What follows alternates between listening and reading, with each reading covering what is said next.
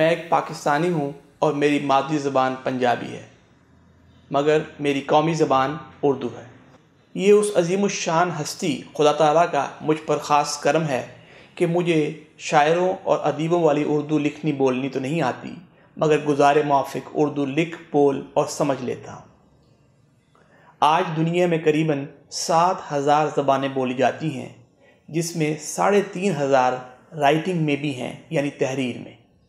ہمارے ہمسایہ ملک ہندوستان میں بھی اردو زبان استعمال ہوتی ہے، گو یہ وہاں سنسکرت یا ہندی کے نام سے مشہور ہے، مگر عام بول چال میں اردو زبان استعمال ہوتی ہے۔ آپ نے دیکھا ہوگا کہ بالی ووڈ میں جتنی فلمیں بنتی ہیں وہ اردو زبان میں ہی ہوتی ہیں۔ آج دنیا میں قریباً 1.5 ارب لوگ اردو زبان بولتے ہیں۔ پھر آپ دیکھیں کہ انگریزی ایک بین الاقوامی زبان ہے۔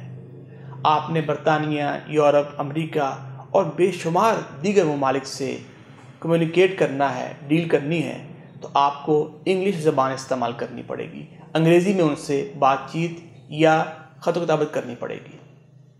آج دنیا کی آبادی قریباً 7.5 ارب ہے، جس میں 1.5 ارب لوگ انگریزی زبان بولتے ہیں۔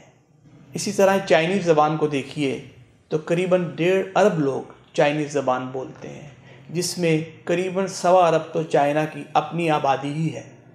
چائنا نے آج خود کو ایک بڑی معاشی طاقت کے طور پہ منوایا ہے اور اگلے 15-20 سال میں وہ اس سے بھی کہیں آگے کھڑا ہوگا۔ جرمنی بھی ایک شاندار اور پروقار قوم ہے اور اس کا شمار بھی خوبصورتی اور ترقی یافتہ ممالک میں صف اول کے طور پہ ہوتا ہے۔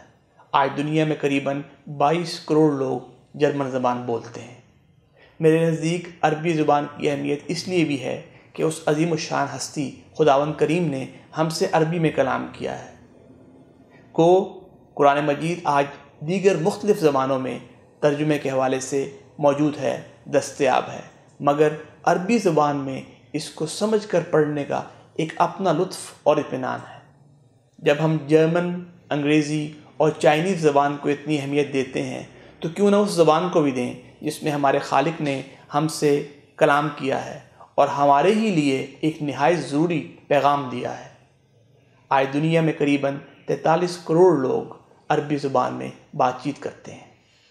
ترقی یافتہ ممالک کو اسٹڈی کریں تو آپ کو اندازہ ہوگا کہ انہوں نے اپنے نصاب میں اپنی مادری زبان کے علاوہ 2 اور زبانیں سیکھنے کو نصاب میں شامل کر لیا ہے، جس سے ان کو مزید ترقی کرنے میں مدد ملتی ہے۔ تو اگر ہم غور کریں تو ہمیں چائنیز، جرمن اور انگریزی زبان سیکھنے کی کوشش کرنی چاہیے، اس حد تک کہ ہم لکھنا، پڑھنا اور بولنا ایک اچھے لیول پہ کر سکیں۔